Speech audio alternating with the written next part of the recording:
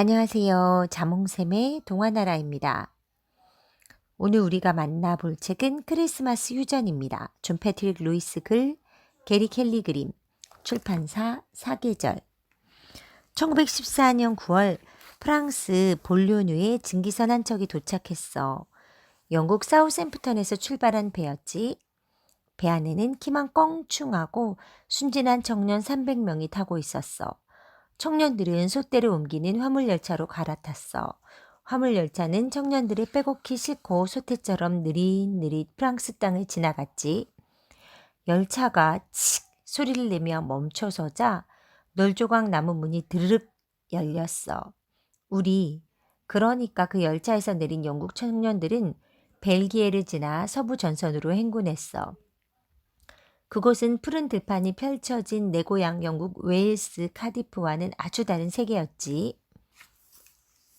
1914년은 어쩌면 꿈을 꾸기에는 나쁜 해였을지도 몰라. 10월 우리는 새집에 도착했어. 새집이란 800km도 넘게 구불구불 구덩이를 파서 만든 진흙 참호였어. 11월 참호 속으로 총탄, 포탄, 진눈깨비, 눈발이 쏟아지고 슬픈 소식이 건너 들렸지. 12월 나는 아침마다 뱀굴 같은 잠자리에서 몸을 웅크리고 아버지가 입대 선물로 사주신 금박 일기장에 일기를 썼어. 그리고 꽁꽁 언 참호 속에서 무인지대 넘어 독일 병사들도 군화 속에서 발이 썩는 병이 날까 궁금했지. 폭격을 맞아 무너진 근처 마을들은 텅텅 비었어. 사람 그림자도 얼씬하지 않았지. 짙은 안개 너머로 마치 헛개비들처럼 뿌옇게 보이는 집들은 대낮에는 어둑했다가 차가운 달빛을 받으며 섬뜩한 몰골을 드러냈어. 아침마다 참호 속 쥐들은 사람 시체나 살아있는 병사들 귀를 뜯어먹고 피둥피둥 살이 올라 있었어. 밤이면 머리니들이 잠든 병사들을 물어뜯었지. 무시무시한 소리에 우리는 참호 위로 고개를 내밀었어. 기관총 소리며 대포 소리며 정찰기 소리며 이쪽 저쪽에서 명령을 내리는 소리며 시끄러운 소리들이 미친 듯이 이어졌지. 그런 소용돌이 속에 있으니 평화로운 세상은 어디에도 없는 것 같았지. 참호 바깥이 얼어붙은 땅은 적진으로 급습한 병사들의 무덤이 되었지. 병사들은 볼링핀처럼 픽픽 쓰러졌어. 크리스마스가 다가오자 메리 공주가 50만 명에 가까운 영국 병사들에게 크리스마스 선물을 보내왔지. 공주가 보낸 황동 선물 상자에는 필기도구, 담배, 초콜릿 등이 들어있었어. 어머니한테서는 고향 카디프에서 만든 루바브 치즈와 편지 한 통이 왔어. 사랑하는 아들 오웬에게, 얘야, 내년 크리스마스에는 네가 꼭 집에 돌아와 식구들이랑 함께 보냈으면 좋겠다. 내년에는 우리 식구들을 위해서 크리스마스 캐롤을 불러주겠다고 약속해다오. 치즈는 또 보내마, 엄마가. 내 목소리가 좋다고 하는 사람들이 있었어. 런던 성가대에 들어가면 좋겠다는 사람도 있었고. 하지만 전쟁터에서 노래는 달가운 게 아니었지. 크리스마스 이브 아침은 한층 더 사나워진 적진에서부터 타박타박 밝아왔어. 얼음장 같은 우리 참호의 귀퉁이로 스며드는 햇볕은 하루하루 고통스러운 나날을 밝히는 데는 큰 도움이 되지 않았지. 땅거미가 질 무렵 이상하게 총소리가 전혀 들리지 않고 사방이 고요해졌지. 소총수 하나가 방벽 위로 고개를 내밀고 바깥을 내다보았어. 양쪽 진영 사이에는 사망하거나 부상당한 병사들이 땅바닥에 그대로 널브러져 있었지. 소총수는 그 병사들 너머로 독일군 진영에서 작은 나무들을 세우고 촛불을 밝혀둔 걸 발견했어. 우리는 그 나무가 어떤 나무인지 깨닫기도 전에 습관처럼 욕설을 퍼부어댔지. 곧 양쪽 진영에서 주고받던 욕설들이 부드러운 인사말로 바뀌었어. 메리 크리스마스! 이쪽으로 넘어오시지 영국 신사 양반들! 아니야, 너희가 이리로 와! 이어서 바리톤으로 부르는 독일 병사의 노랫소리가 설이 낀 저녁 공기를 뚫고 울려 퍼졌어. 스틸레 나흐트, 크리스마스 캐럴, 고요한 밤, 거룩한 밤이었던 거야. 순간 내 심장에서 피아노 줄이 튕기는 것 같은 소리가 핑 울렸어.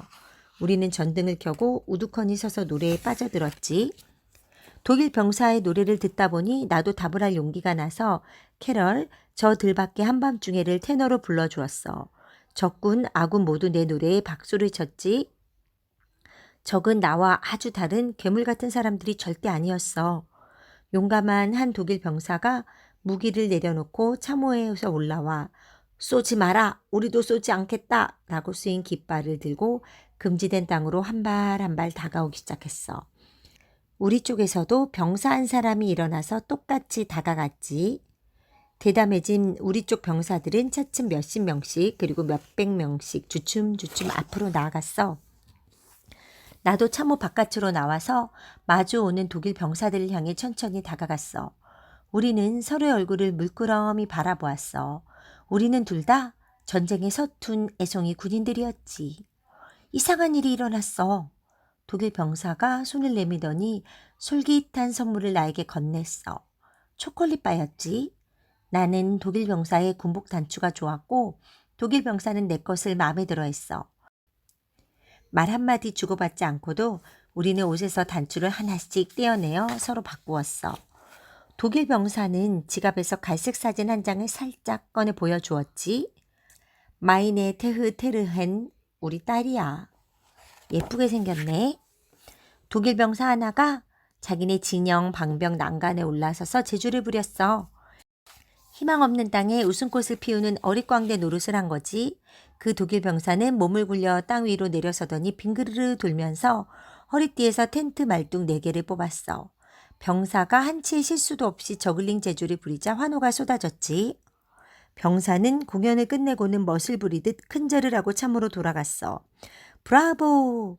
그 아름다운 저녁 병사들은 서로 친구가 되었어.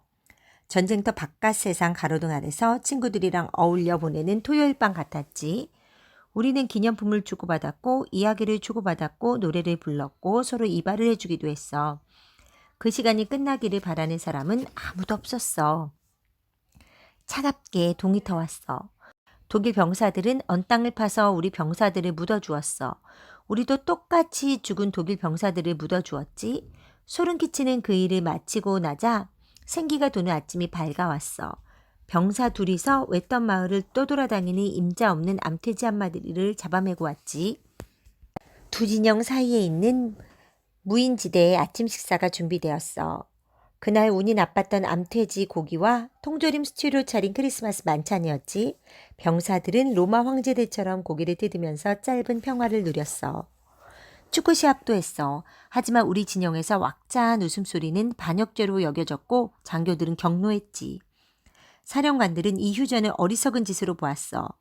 우리 부대 소령은 그때껏 모르는 척 시침을 뚝 떼고 있다가 배불리 먹고 나서는 참으로 돌아가라고 버럭 소리를 질렀어. 병사들은 돌아서야 했지. 우리는 서로 뒤를 돌아다보며 우리가 꽃피운 우정을 보았어. 그리고 전쟁에 지쳐 희망이 촛불처럼 사그라드는 것도 보았지. 크리스마스 다음 날인 12월 26일 몇몇 전투지구에서 이날까지 휴전을 연장했어. 우리 지구에서는 아니었지. 우리 대장은 방벽 난간에 서서 총을 3발 쏘고는 독일어로 메리 크리스마스라고 쓰인 깃발을 쳐들었어. 상대 독일군 대장도 영어로 고맙다 라고 쓰인 종이를 들고는 총을 2발 쏘았지. 다시 전쟁이 시작되었어. 무인지대도 다시 병사들의 시체로 뒤덮인 채 달빛만 쳐다드는 무덤이 되었지. 크리스마스 휴전을 반대했던 강경한 독일군 부대가 무인지대 철조망 뒤에 자리를 잡았어. 나는 그 부대를 정찰하려고 사격용 발판에 딛고 올라서서 들판이 푸르러지기 전에 집에 돌아간다면 웨일스의 봄날은 어떻게 나를 반겨줄지 잠시 꿈을 꾸었어. 그리고 휴전으로 이 전쟁을 아주 끝낼 수 있다면 얼마나 좋을까 생각했어. 그때 고참 병사들이 내 이름을 부르는 소리가 들렸어. 소총수가 쏜 총알이 죽음의 땅을 가로질러 날아와 내 등허리에 꽂히면서 모든 것들과 이별해야 했어. 내 옆에는 종군 목사가 참호 속 진흙바닥에 깔린 나무판자 위로 무릎을 꿇고 있었지. 종군 목사가 짧게 기도했어. 크리스마스 휴전 때 노래를 불렀던 오웬 데이비스의 영혼을 거두어 주소서. 그리고 나서 집으로 돌려보내려고 내 군복 주머니에서 일기장을 꺼내갔어. 일기의 마지막 장이 펼쳐졌지. 1914년 크리스마스 이브. 오늘로 나는 20살이 되었다. 그리고 오늘 나는 기적을 보았다. 오늘 밤 내가 독일군 앞에서 크리스마스 캐럴을 부르고 큰 박수를 받았다고 말하면 누가 믿어줄까? 내일은 크리스마스다. 벌써 집으로 돌아가고 있는 느낌이다. 종군 목사는 일기장을 덮고 자기 외투 속에 챙겨 넣었지. 그리고 내 눈을 감겨주고 서둘러 자기 위치로 돌아갔어. 종군 목사는 전쟁 중에 아주 바쁜 사람이었어. 1914년 6월 28일 사라예보를 방문 중이던 오스트리아 황태자가 세르비아 대학생에 의해 살해된다. 같은 해 7월 28일 오스트리아는 세르비아가 황태자 살해 사건에 직접 개입했다고 주장하며 세르비아에 전쟁을 선포한다. 이후 당시 강대국이던 유럽 여러 나라들이 자국의 이익을 위해서 이 전쟁에 끼어들므로써 세계 최초의 전쟁, 곧 제1차 세계대전이 일어나게 된다. 1918년 11월 11일 마침내 전쟁이 끝났는데 그동안 30개국이 넘는 나라에서 젊은이들을 모아 전쟁터로 보냈고 약 1,000만 명에 가까운 군인들이 총알, 포탄, 총검, 독가스 그리고 질병으로 목숨을 잃었다. 가장 끔찍한 전투는 대개 서부전선을 따라서 일어났다. 서부전선은 벨기에와 프랑스를 지나 수천 킬로미터 구불구불 이어진 전투지역이다. 이 전선의 서쪽에는 대개 영국과 프랑스 병력으로 이루어진 연합군이 있었고 동쪽에는 독일, 오스트리아, 헝가리 군대가 대치하고 있었다. 두 진영의 병사들은 거미줄처럼 촘촘히 연결된 참호를 파고 그 속에서 먹고 자고 움직이면서 적의 사격을 피했다. 양쪽 참호 사이에는 철조망으로 둘러싸인 어느 쪽 진영도 아닌 좁고 긴 땅이 있었다. 그 땅을 일컬어 무인지대라고 했으며 이 무인지대에는 사망한 병사들의 시체가 산을 이루고 있었으나 적의 공격이 두려워 어느 누구도 손을 쓸 수 없었다. 전쟁 중 이곳은 병사들에게 끔찍한 공포감을 불러일으키는 곳, 곧 죽음의 땅이었다. 1914년 크리스마스 전날 밤 영국군과 독일군이 대치 중이던 벨기에 이프루 근처의 무인지대에 잠깐 기적같은 평화가 찾아온다. 훗날 역사책에는 그 일을 크리스마스 휴전이라고 기록하고 있다. 오늘의 동화책 이야기 여기까지입니다. 크리스마스 휴전은 세계 제1차 대전 시기의 한 영국군 병사에 대한 이야기입니다. 우리 편인 영국군도 적군인 독일군도 사실 한 명 한 명 들여다보면 전쟁을 무서워하는 평범한 젊은 청년들이었을 뿐이었죠. 그런 청년들이 서로를 향해 총을 겨누고 죽어가는 모습이 참 가슴이 아프네요. 앞으로 이런 무서운 전쟁이 일어나서는 안 되겠죠? 오늘의 자몽샘 이야기 여기까지입니다. 다음 시간에 좋은 이야기로 다시 찾아오겠습니다. 안녕.